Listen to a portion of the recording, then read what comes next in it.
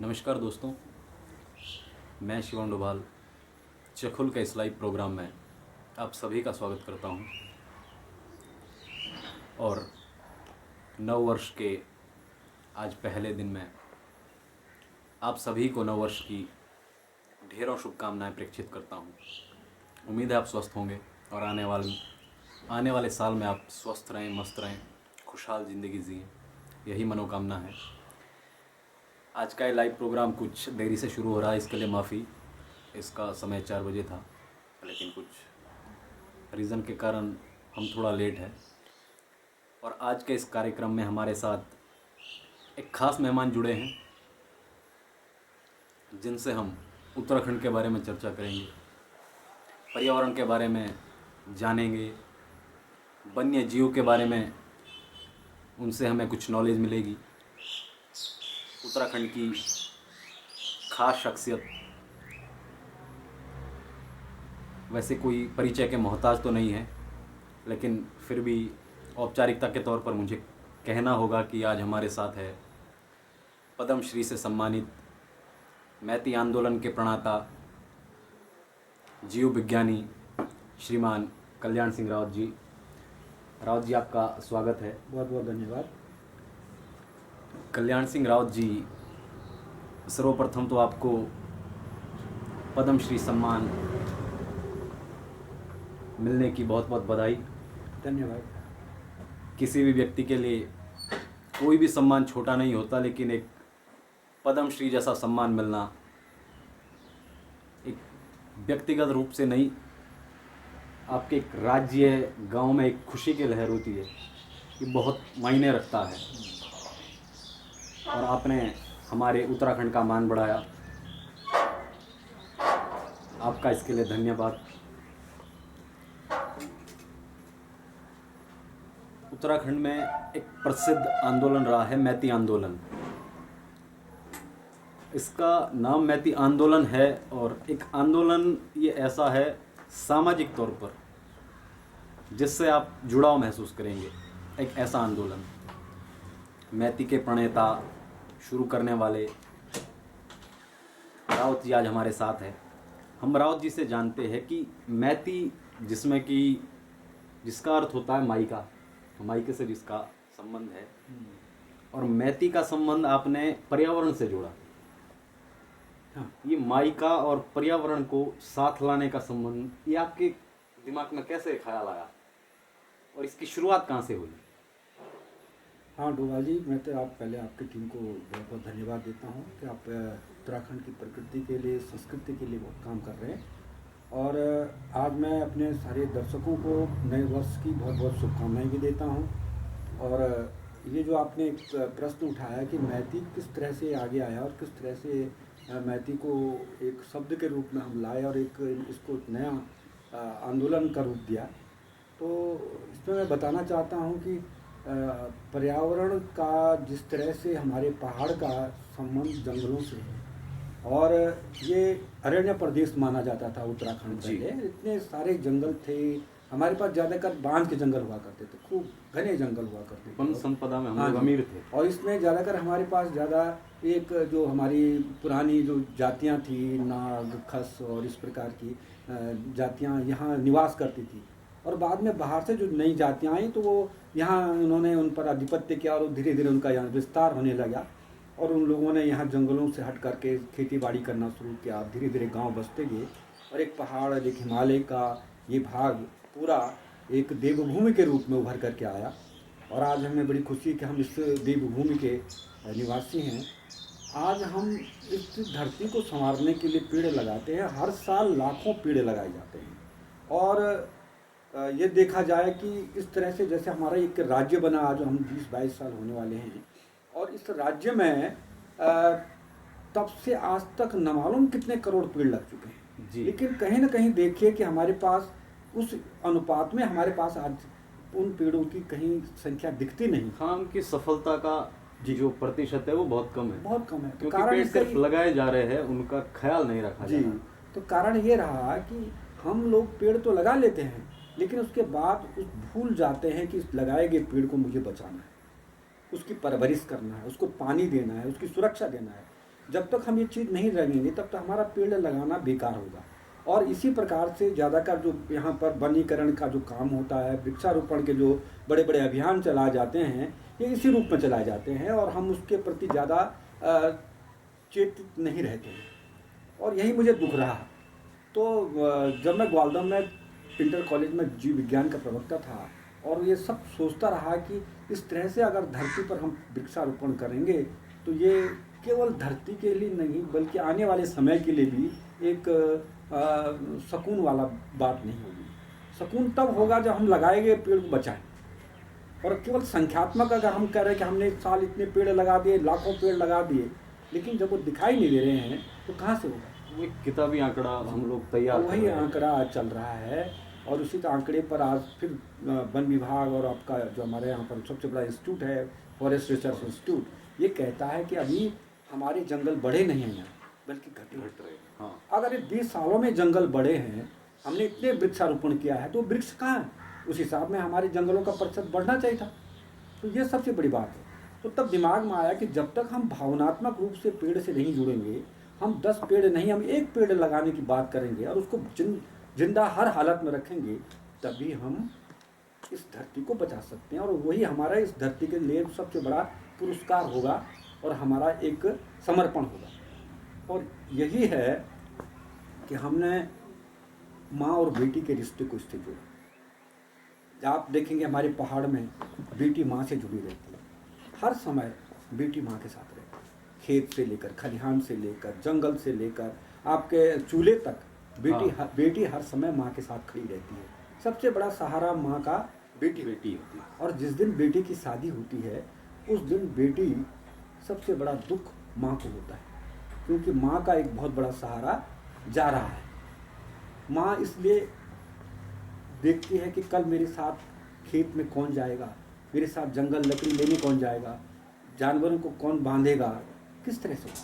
तो माँ और बेटी का जो रिश्ता है और जो पीड़ा है, इसको मैंने एक पेड़ से जोड़ा कि जब बेटी विदा होगी शादी के दिन, जिस दिन उसकी शादी होगी, तो वो अगर अपने दूल्हे के साथ एक पेड़ को एक यादगार के रूप में लगाएगी तो वो पेड़ जिंदा रहेगा।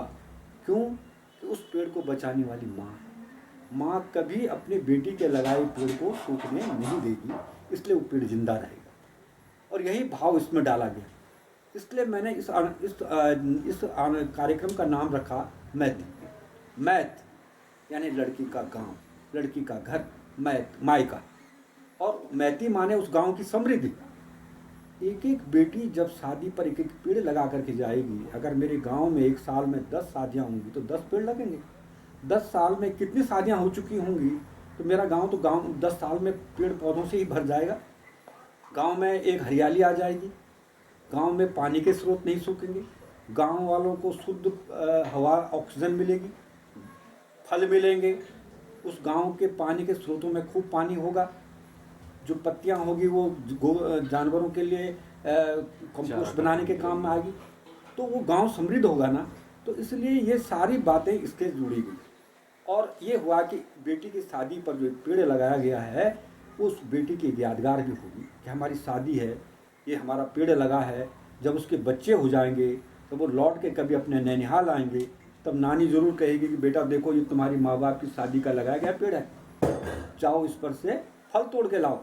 तो बच्चे जब उसमें से फल खाएंगे तो उनको भी लगेगा कि जब हमारी शादी होगी तो हम भी पेड़ लगाएंगे। ये एक प्रकृति और संस्कृति दोनों को जोड़ करके इस कार्यक्रम को बनाया गया क्या कि हमारे आने वाले बच्चों में भी ये संस्कृति परंपरा जन्म ले सके।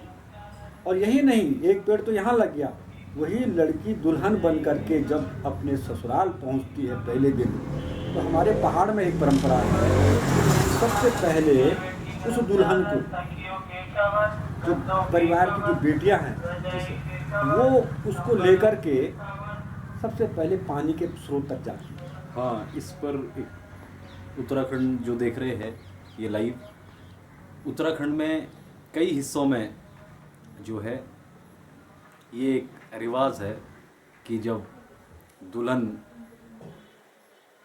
आती है तो पहले दिन धारा पूज के नाम से एक रिवाज है, उसके बारे में हम सर हमको बता रहे हैं।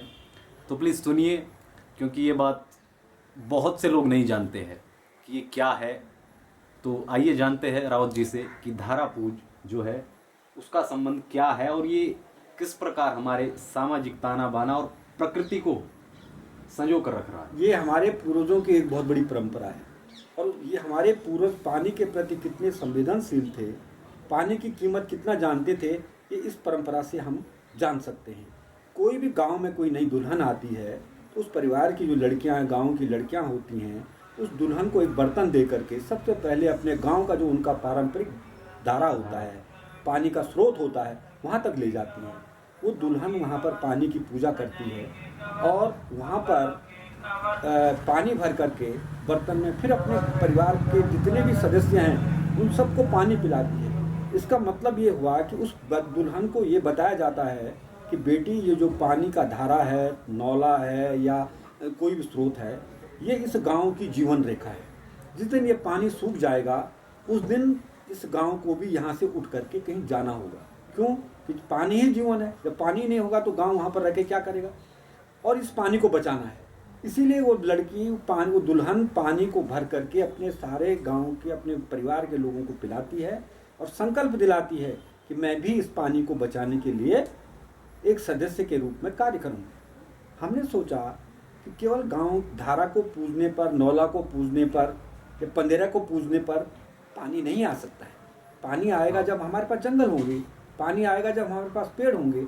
इसलिए हमने मैती परंपरा के अनुसार वहाँ पर भी एक पेड़ लगाने की बात की है कि वो जो नई दुल्हन अपने ससुराल में धारा पुजाई पर एक पेड़ लगाएगी और उस पेड़ की वो रक्षा करेगी। जो उसने मायके में लगाया है वो उसकी माँ करेगी, हाँ। और यहाँ वो अपने वो करेगी। इस प्रकार से एक शादी में 2 पेड़ लगे और ये एक परंपरा चली पड़ी और इस तरह से पेड़ लगने में। इसमें हमने केवल पेड़ लगाने को ही नहीं सोचा डोभाल जी, हमने इसमें एक काम और जोड़ा कि जैसे शादी के समय जब पेड़ लगता है ना, तो जो गांव की लड़कियां होती हैं उनका अपना एक संगठन होता है, मैती संगठन। हाँ जी। तो वो पहले से ही पेड़ लगाने की व्यवस्था करते हैं। पेड़ कहाँ से आएगा वो उसकी व्यवस्था करते हैं। दूल्हा दुल्हन से कहाँ पर लगाना ये सब तय करते हैं और दूल्हा दुल्हन को ला करके वो वहाँ पर पेड़ लगाते हैं।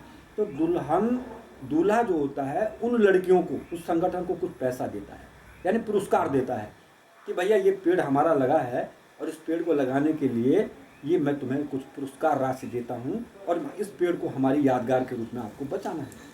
वो लड़कियां जो उनको पैसा मिला है, चाहे 500, 1000, 2000 जो भी मिलता है, वो उन पैसे को जमा कर देती हैं। अगर उसमें से थोड़ा सा अंश होगा अपना मिठाई वगैरह में खर्च कर लेती है, बाकी पैसा वो एक अपने संगठन में एक लड़की को जो बहू होती है गाँव की, उसको एक कोषाध्यक्ष बना लेते हैं और उसको जमा कर देते हैं। एक शादी हुई, पेड़ लगा, उनको कुछ पैसा मिला। कल एक शादी और होगी, एक पेड़ और लगेगा, उनको पैसा मिला। इस प्रकार से इस संगठन के पास एक कोष जमा हो जाता है। 1-2 साल में 5000, 10,000 रुपये इनके पास जमा हो जाता है। इन पैसों से ये लड़कियां अपने गांव की जो गरीब लड़कियां होती हैं, जिनके पास आजकल ठंड में पहनने के लिए स्वेटर नहीं है, जिनके पास जूते नहीं हैं, जो नंगे पाँव अपने स्कूल जाती है, जो जंगल जाती है उसके पाँव पे जूता नहीं है, ऐसे इन गरीब लड़कियों को आगे बढ़ाने में ये लड़कियां इस कोष से खर्च करती हैं। यानी बेटियां बेटियों के काम आ रही हैं, गरीब बेटियों को आगे बढ़ाने का काम किया जा रहा है। आज हम बेटी पढ़ाओ बेटी बचाओ का एक आंदोलन चला रहे हैं, लेकिन ये सबसे बड़ी एक परंपरा इसमें हमने जोड़ी है कि बेटियां बेटियों के काम आ रही हैं। वो जो पैसा दूल्हे से मिलती है, उन पैसों का उपयोग वो गरीब बेटियों को पढ़ाने में, कपड़े में और किताबों को लेने में इस तरह से खर्च करते हैं। यहाँ तक कि किसी बेटी की, गरीब बेटी की शादी हो रही है, अगर उसके पास पैसों की कमी है कि उसकी भी मदद करते हैं। यहाँ हमने एक चीज़ तोड़ी कि जो पहाड़ों में या कई अधिकांश स्थिति में देखा जाता है कि जब बारात आती है तो सबसे पहले दूल्हे के जूते को तोड़ा जाता है और उसके बाद उससे बहुत बड़ी कीमत ली जाती है और उस पैसे का कहाँ उपयोग होता है ये कोई नहीं जानता। लेकिन हमने उस परंपरा को तोड़ी है। हमारी चोर संस्कृति नहीं, हमारी पहाड़ की। हमने कहा ये चोर संस्कृति नहीं, ये चोर परंपरा को बंद करेंगे और इस प्रकार से जो पैसा आता है उसको हम जमा करके अपने गांव की समृद्धि के लिए, अपने गांव की गरीब लड़कियों को आगे बढ़ाने के लिए ये काम आएगा। इधर एक एक पेड़ लगता जाएगा तो हमारा पर्यावरण समृद्ध होगा और इधर एक बेटियां जब बेटियों के काम आएंगी तो हमारा सामाजिक जो ढांचा है वो क्या होगा, मजबूत होगा। हमारे समाज में एक समरसता आएगी। ये सारा ताना बाना यही मैती आंदोलन है। और ये मैती आंदोलन लोगों को बहुत पसंद आया। धीरे धीरे एक बारात में बहुत सारे लोग आते हैं, वो देखते हैं कि मेरे गांव में तो हमेशा जूता चोरा जाता है, यहाँ पेड़ लग रहा है, तो वो भी अपने अपने जगह इन चीज़ों को लेकर के गए और ये परंपरा आगे बढ़ती गई और एक आंदोलन का रूप ले लिया। हमने इसमें कई चीज़ें जोड़ी, लेकिन अगर सबसे बड़ी बात देखी जाए कि शादी क्यों करता कोई आदमी, इसलिए करता हमारी परंपरा आगे बढ़े, हमारी जनरेशन आगे बढ़े। और शादी के बाद जब बच्चा पैदा होने वाला होता है, चाहे लड़का हो लड़की हो, तो माँ बाप को बड़ी खुशी होती है। पिता भी स्वप्न देखते हैं कि मेरा बच्चा होगा, मैं उसको स्कूल में पढ़ाऊँगा, उसके पास ये मैं गाड़ी खरीदूँगा, उसके लिए बैंक बैलेंस है। माँ भी सोचती है कि जब बच्चा आएगा तो उसके लिए कपड़े बनाऊँगी, झूला बनाऊँगी, सब सोचते हैं। लेकिन ये देखिए कि जब बच्चा पैदा होता है ना, तब कितने माँ बाप हैं जिन्होंने अपने बच्चे की पहली आवश्यकता के लिए कोई काम किया। यानी बच्चा पैदा होते ही सबसे पहले ज़रूरत उसकी ज़रूरत है उसके फेफड़ों के लिए ऑक्सीजन। ये सबसे बड़ा उपहार है उस बच्चे के लिए। अगर देखा जाए गाड़ी गुड़ी बाद की बात है, मकान बाद की बात है, सबसे पहले पैदा होने वाले बच्चे को ऑक्सीजन चाहिए। कितने माँ बाप हैं जिन्होंने अपने बच्चे के लिए ऑक्सीजन की व्यवस्था की है। तो हमने कहा शादी पर लगाया गया जो पेड़ है ना, वो आने वाले बच्चे के लिए ऑक्सीजन का उपहार है। ये सारा भाव इसमें जोड़े गए हैं और यही मैती आंदोलन, यही मैती है। और मैती को देखिए किस प्रकार से समन्वय बिठाया गया है। मतलब एक पेड़ लगाने से शुरू जो काम था, वो काम गरीब लोगों के, गरीब कन्याओं के पढ़ाई में काम आ रहा है, उनकी शादियों में काम आ रहा है। और फिर मैती एक पेड़ लगाने से कैसे 2 पेड़ बन गया, और फिर 2 पेड़ जब शादी में तो हज़ारों लोग आ जाते हैं, एक से दूसरा सीखता है, ऐसे ही लोग सीख रहे हैं। और मैती एक बहुत सफल कार्यक्रम है। ऐसा नहीं है कि मैती सफल है, इसने कुछ अलग किया। आज हमारे प्रदेश में, देश में रोज़ हज़ारों ऐसे कार्यक्रम चल रहे हैं जिनमें पेड़ लगाए जा रहे हैं। सुबह पेड़ लगाए जा रहे हैं और शाम को उनका पता ही नहीं है पेड़ है कि नहीं है। इसका अगर आप सबसे ताज़ा तरीन उदाहरण देखना चाहें तो अभी हरेला पर्व हम लोग मना रहे हैं। रावत जी तो जानते भी होंगे क्योंकि विशेषज्ञ इस क्षेत्र के, तो हज़ारों पेड़ लग रहे हैं। लेकिन अगर आप हकीकत में देखें तो वो हरेले के आधे भी पौधे नहीं लगे। बिल्कुल आधे भी क्या, बहुत कम सक्सेसफुल रेट है उनका। वो लग 1000 रहे हैं, उनमें से 2-4 पौधे जो बच रहे हैं, वरना वो 2-4 दिन में ही या तो पशु चारे के लिए चुग लेते उसको, या फिर वो सूख जाता है क्योंकि उसके बाद उसकी देखरेख कोई नहीं करता है। और पेड़ को एक रिश्ते से जोड़ना, ऐसे कार्यक्रम बनाना शायद हमारे लिए आज की ज़रूरत है। और राउत जी, मैं ये जानना चाहता हूँ, क्या ये कार्यक्रम, मैं समझता हूँ शायद इसलिए सक्सेसफुल हुआ क्योंकि आप इसको एक घर तक ले गए, पारिवारिक तौर पर आपने इसको इमोशनली किसी से जोड़ा, शायद ये तब सक्सेसफुल है। क्योंकि वरना तो हज़ारों कार्यक्रम ऐसे चल रहे हैं, लेकिन वो सक्सेसफुल क्यों नहीं? ये भावनात्मक है। जब तक हम किसी चीज़ को भावना से नहीं करेंगे तब तक उसमें हम सफलता नहीं कर सकते। और यही बात मेरे ध्यान में आई कि जब हम पेड़ लगाएंगे तो उसको भावनाओं से हम जोड़ना चाहते हैं। आज पूरे उत्तराखंड में जितने भी पेड़ लगे हैं, मुझे तो जहाँ तक मुझे जानकारी है, क्योंकि हर कोई लगता है कर रहा है इसको, एक आंदोलन बना है।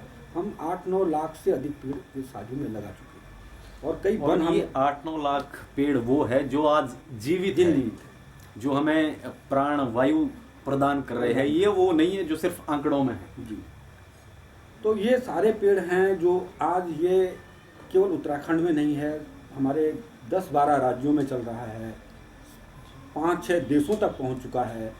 और इसकी जो वो है कि एक बार कनाडा की प्रधानमंत्री, कुछ समय वो वित्त मंत्री रही है, फ्लोरा डोनाल्ड, एक बार वो कौसानी आई थी, एक अंतर्राष्ट्रीय सेमिनार था एक फ्यूचर जनरेशन का, तो उसमें मेरे को भी बुलाया गया था। मैं भी गया था, तब मैं ग्वालियर में था, नया तब ये आंदोलन चल रहा था। तो जब ये बात मैंने फ्लोरा डोनाल्ड से ये बात कही तो उन्होंने अपने दिल पर हाथ रख के कहा था कि मैं इससे इतनी अभिभूत हुई हूँ कि मुझे अगर ज़िंदगी में किसी ने अगर मेरे दिल पर जगह बनाई है तो ये आंदोलन, पर्यावरणीय आंदोलन। और मैं इसको जाकर के कनाडा में जाकर के जहाँ भी भाषण दूंगी वहाँ कोट करूँ और वास्तव में उन्होंने इस आंदोलन को वहाँ जगह जगह लोगों तक बताया।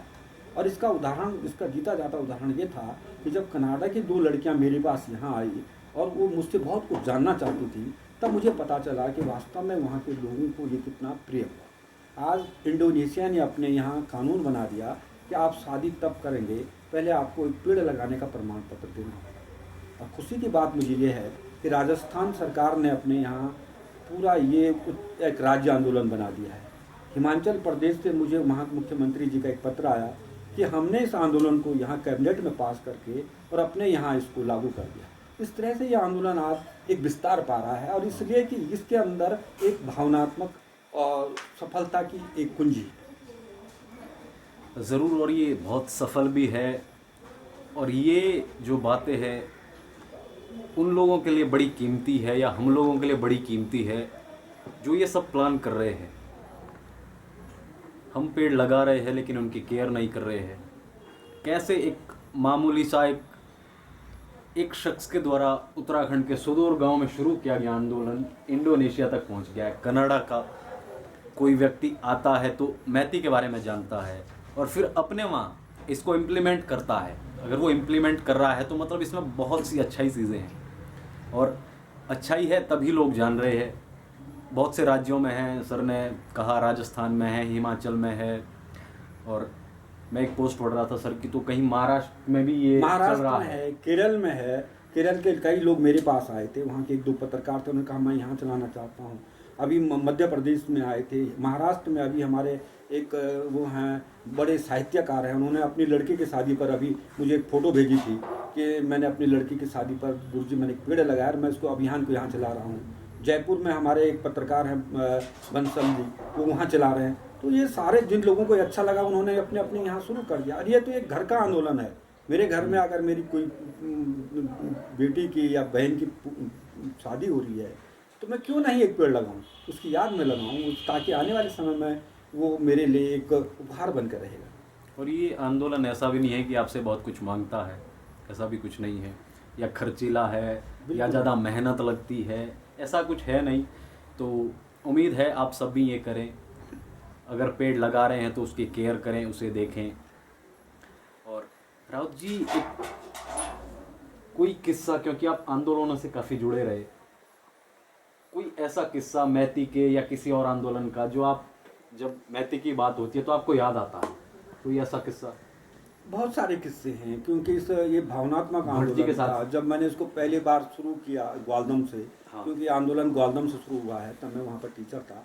और मेरी गाँव में शायद 94-95 की बात में, हाँ 95 में मैती जो है शुरू हुआ था। और मेरी स्कूल की पहली एक लड़की थी जो स्कूल से इंटर पास कर चुकी थी, उस लड़की की शादी थी, और हमने सबसे पहले उसके यहाँ पेड़ लगाने की बात की।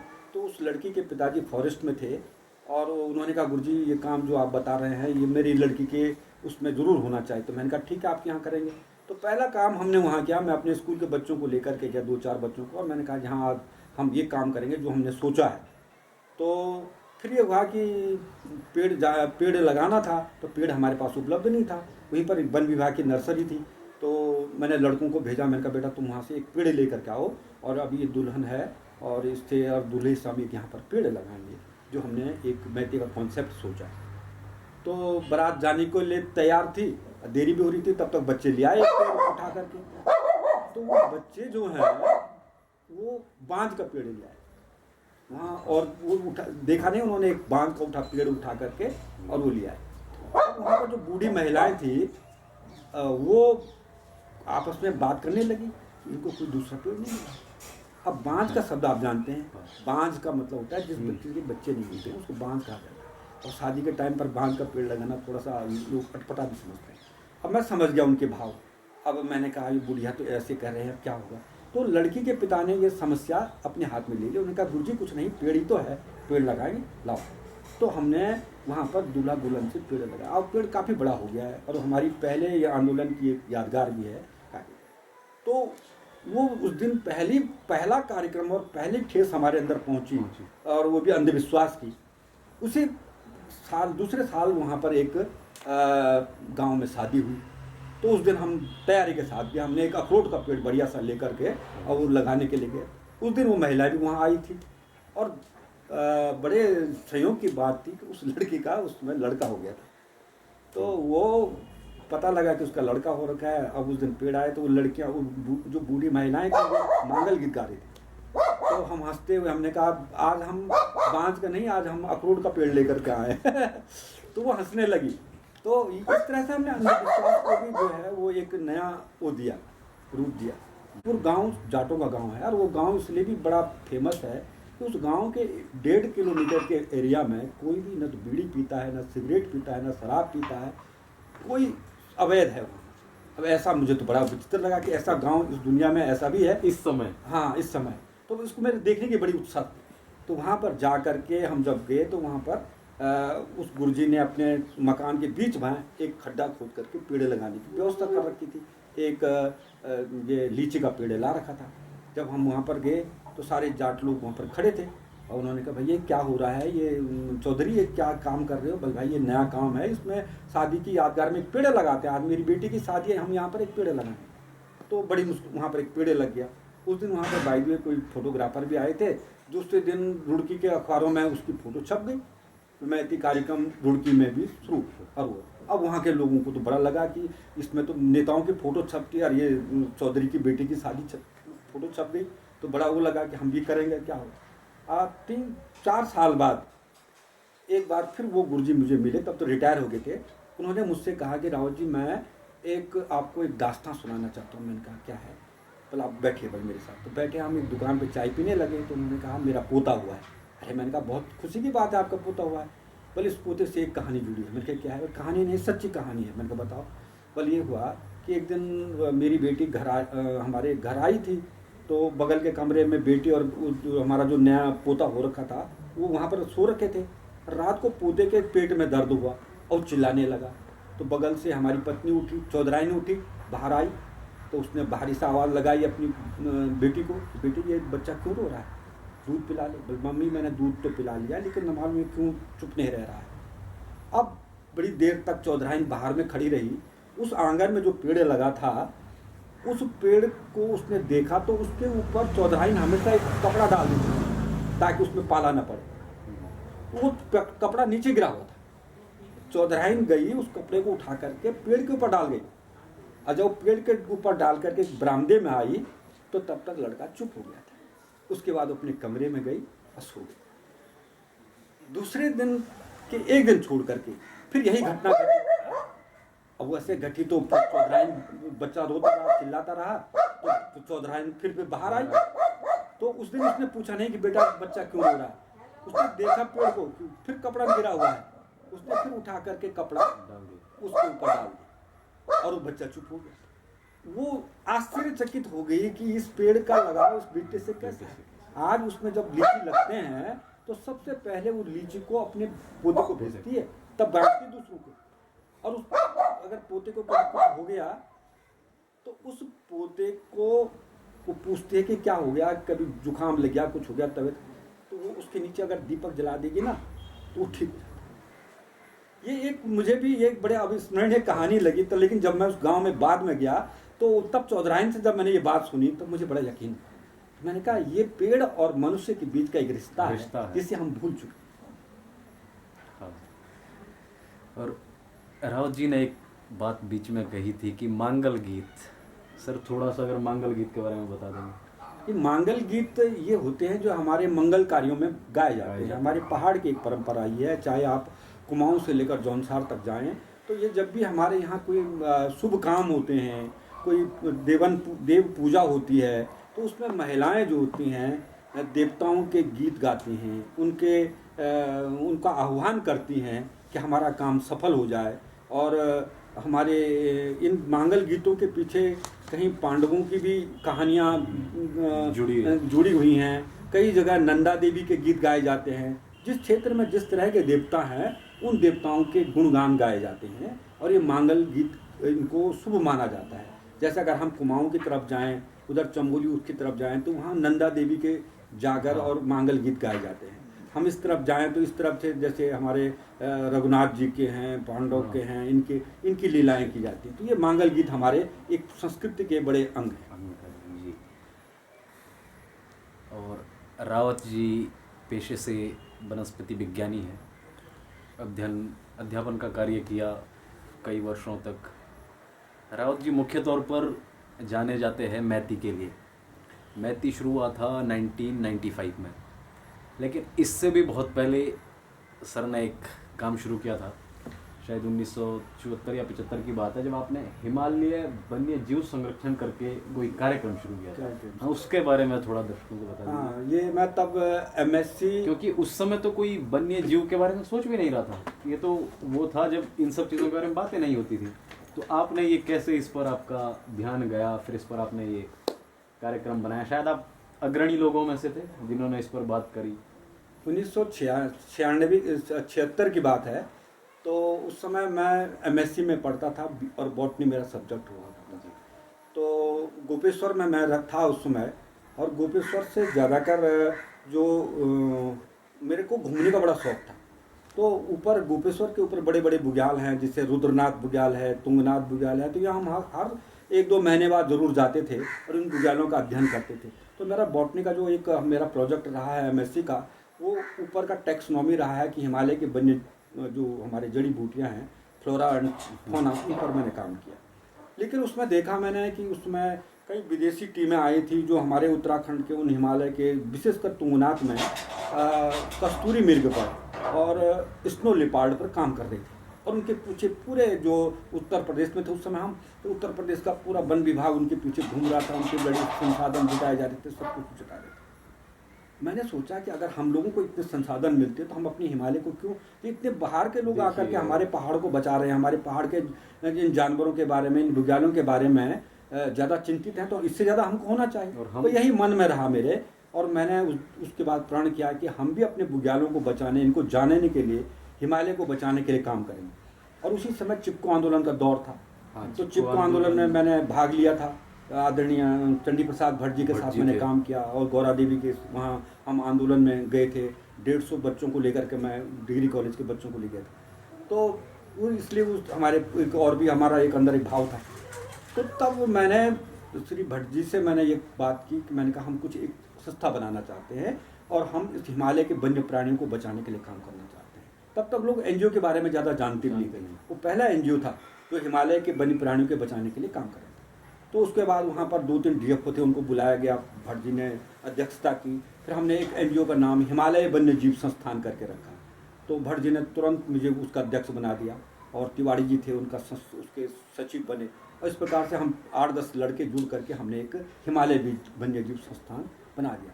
उसके बाद हमने पहला काम जो किया वो रुद्रनाथ, जो बहुत बड़ा बुग्याल है और सबसे ज़्यादा मेडिसिनल वैल्यू का क्षेत्र है, वहाँ सारे गुजर जाते थे और वो लोग अपने जानवरों को वहाँ रखते थे और सारी जड़ी बूटियों का वहाँ हनन होता था।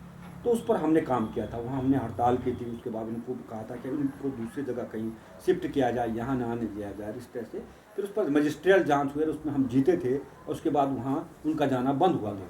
इस तरह से हमने कई काम किए। उसके बाद हमने दूधातोली में जो वन्य प्राणियों के संरक्षण के लिए हम लगभग 2 दर्जन से अधिक हम कैंप लगा चुके थे। उसके बाद मैं टीचर बन गया। टीचर बन गया तो मैं फिर जगह जगह जा कर के बच्चों को लेकर के मैं हिमालय की तरफ था। मैं राजगढ़ी गया, तो राजगढ़ी में बहुत सारे ऊपर से शिकार जो है बिकने के लिए आता था। मैं पूछता था कि शिकार कहाँ का, तो लोग कहते हैं साहब ऊपर सरनौल बडियार वहाँ के बुग्यालों में लोग मारते हैं, लेकिन बर्फ़ पड़ती है, तो उस तरह। फिर मैंने वहाँ के लोगों में जागरूकता पैदा की। तो इस प्रकार से मैं जहाँ रहा इन वन्य प्राणियों को बचाने के लिए काम करता। तो ये हिमालय वन्य जीव संस्थान करके तब तक मतलब काफ़ी सालों तक चलता रहा। उसके बाद सारे लोग अपने अपनी नौकरियों में चले गए, मैं भी इधर व्यस्त हो गया, तो मैं उसको रिन्यूअल नहीं कर पाया। तो उसके बाद ये मृत प्राय हो गया। लेकिन आज भी वर्ल्ड की डिक्शनरी में ये हिमालय वन्य जीव संस्थान एक अपना नाम रखता है कि जब हम हिमालय की तरफ चलते हैं, धीरे धीरे हिमालय की तरफ तो एक स्थिति ऐसी आती है जहाँ पर से पेड़ खत्म हो जाते हैं। यानी पेड़ नहीं, उसके बाद आपको पेड़ कोई दिखाई नहीं देगा। उसको हम ट्री लाइन कहते हैं, वृक्ष रेखा होगी। और वृक्ष रेखा के बाद बड़े बड़े घास के मैदान लग जाते हैं। उन घास के मैदानों को बुग्याल कहा जाता है। घास के मैदानों को बुग्याल कहा जाता है। बुग्याल का मतलब हुआ बुग्गी। बुग्गी माने एक जो घास होती है बुग्गीदार घास से, उसको उसी के नाम पर बुग्याल पड़ा। और बुग्याल के बाद जब ऊपर तक आप और ऊपर चले जाएंगे तो उसके बाद आपको बर्फ ही बर्फ नजर आएगी। और वो बर्फ, उसको हम कहते हैं स्नो लाइन। तो स्नो लाइन और ट्री लाइन के बीच में जो घास के मैदान होते हैं उनके हमारे उत्तराखंड में बुग्याल कहते हैं। अगर आप हिमाचल में चले जाएंगे तो वहाँ फुलटिया वन कहते हैं गद्दी का, और उधर अगर कश्मीर में आप चले जाएंगे तो उनको मर्ग कहते हैं, जैसे गुलमर्ग। ये घास के मैदान। तो ये बुग्याल जो हैं हमारे उत्तराखंड में सबसे बड़ी धरोहर है हमारी। सबसे ज़्यादा बुग्याल हमारे उत्तराखंड में है, 200 से अधिक बुग्याल हमारे पास है। और ये बुग्याल जड़ी बूटी के भंडार है, या हम कहते हैं हमारी एक धरोहर है, वानस्पतिक धरोहर है। ये मैं ये कहता हूँ कि अगर कोई हमारे पास कीमती चीज़ है तो उसको हम कहाँ रखते हैं, बड़े संभाल के, कि उस पर किसी की नज़र न पड़े, कोई उसको न देखे। ऐसी प्रकृति ने सबसे कीमती चीज़ जो है वो अपने पास बचा के रखी, और वो रखी है हिमालय के नीचे बुग्यालों में। अनेक प्रकार की जड़ी बूटियाँ आप देखिए, सालम पंजा वहाँ होता है, डोलू वहाँ होता है, कुटकी वहाँ होता है, कुट वहाँ होता है, आपका ये हथजड़ी वहाँ होती है, एकोनाइट वहाँ होता है, कितने प्रकार की जड़ी बूटियाँ होती हैं। और वो सबसे बड़ा उदाहरण तो आपको मिलेगा ना रामायण में। जब लंका में लक्ष्मण जी को शक्ति लगी थी तब सुषेण वैद्य ने कहा था कि उत्तराखंड में जाओ और वहाँ से आप संजीवनी लेकर के आओ। मतलब हिमालय तक जब हनुमान जी आए थे, देखा कि यहाँ तो सारी जड़ी बूटियाँ चमक रही हैं यार, मैं संजीवनी है क्या।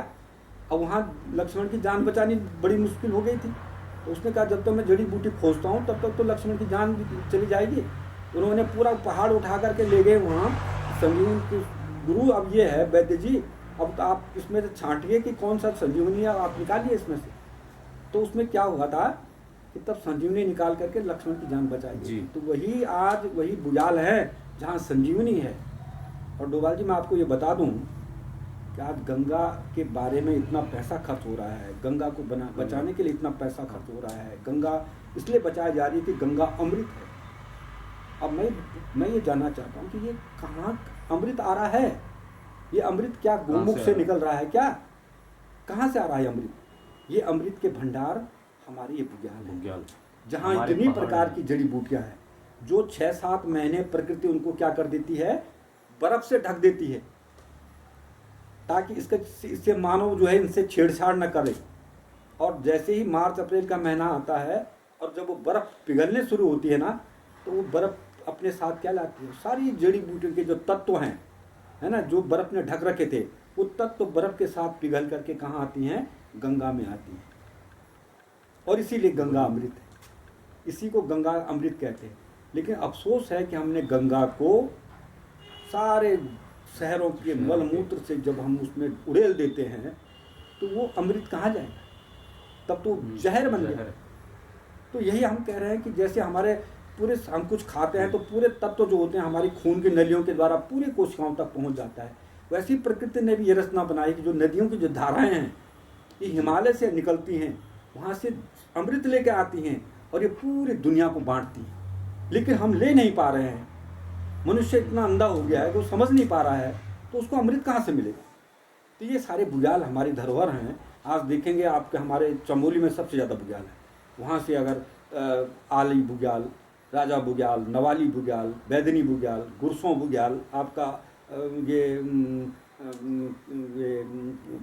क्या कहते हैं, तुंगनाथ बुग्याल, रुद्रनाथ बुग्याल, बंसी नारायण बुग्याल, इधर से आप इधर चले जाएंगे तो आपके ये उत्तरकाशी की तरफ जो हम आपके तो हर की दून तक 200 बुग्याल है, दयारा बुग्याल है आपका, यहाँ पर ये पालसी बुग्याल है, कई बड़े बड़े बुग्याल हैं यहाँ पर।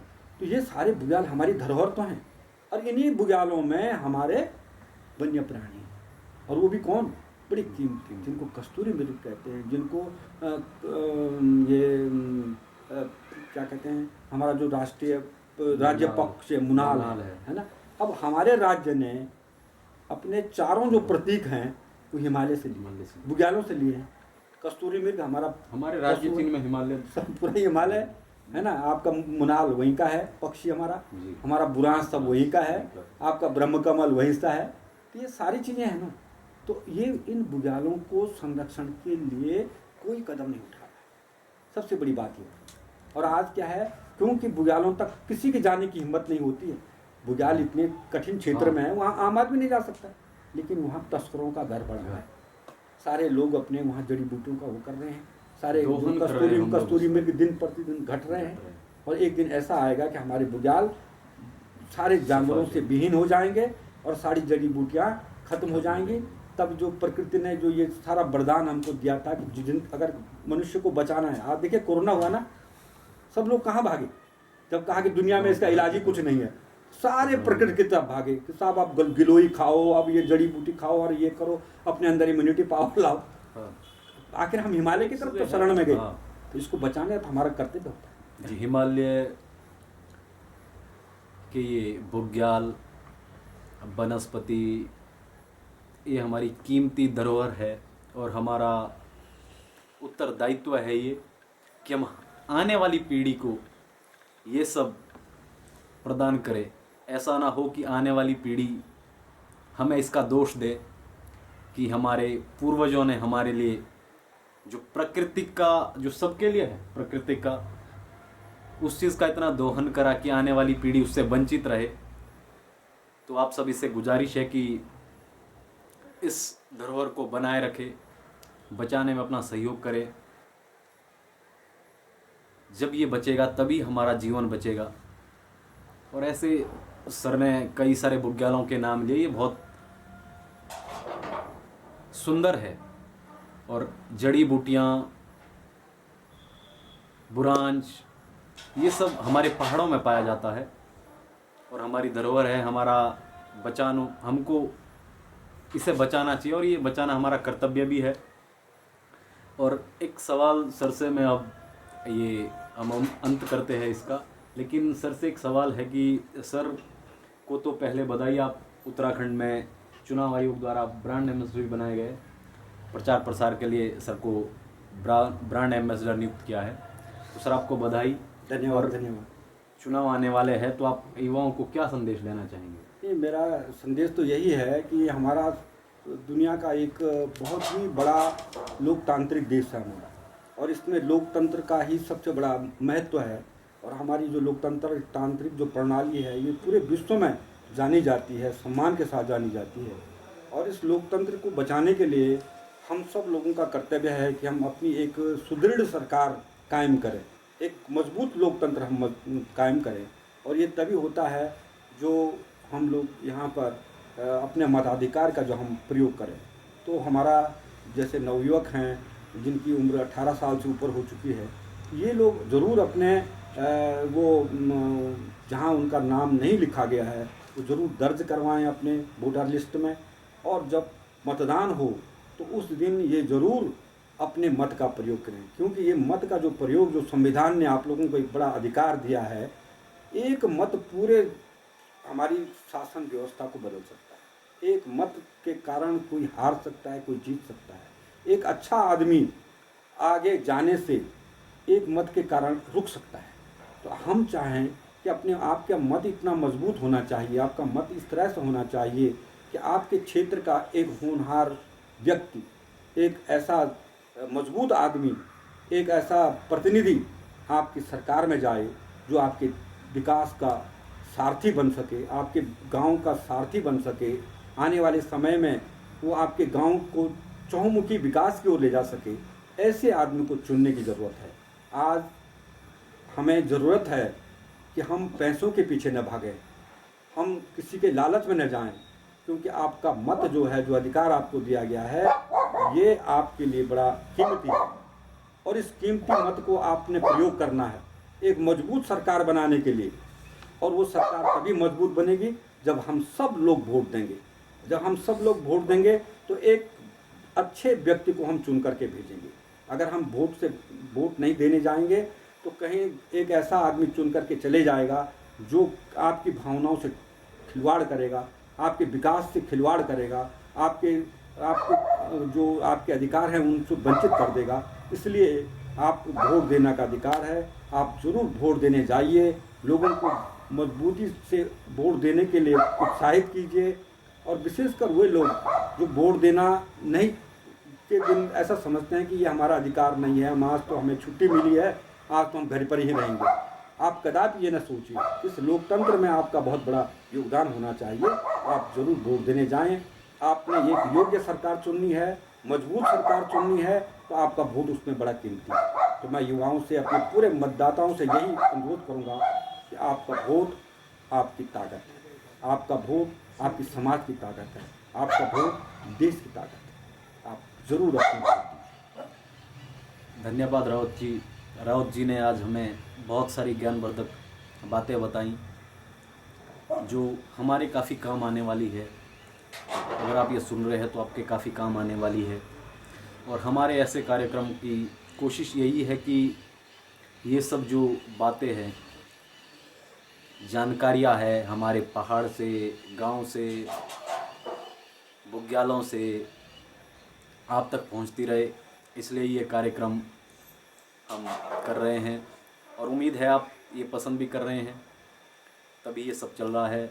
और अंत में यही कहूँगा कि वोट ज़रूर दें, अपने वोट का इस्तेमाल करें, एक मजबूत सरकार चुनें। आपका वोट आपका अधिकार है, इसे बिल्कुल भी मिस ना करें। और आपसे फिर किसी प्रोग्राम में मुलाकात होगी, तब तक के लिए शुक्रिया, धन्यवाद।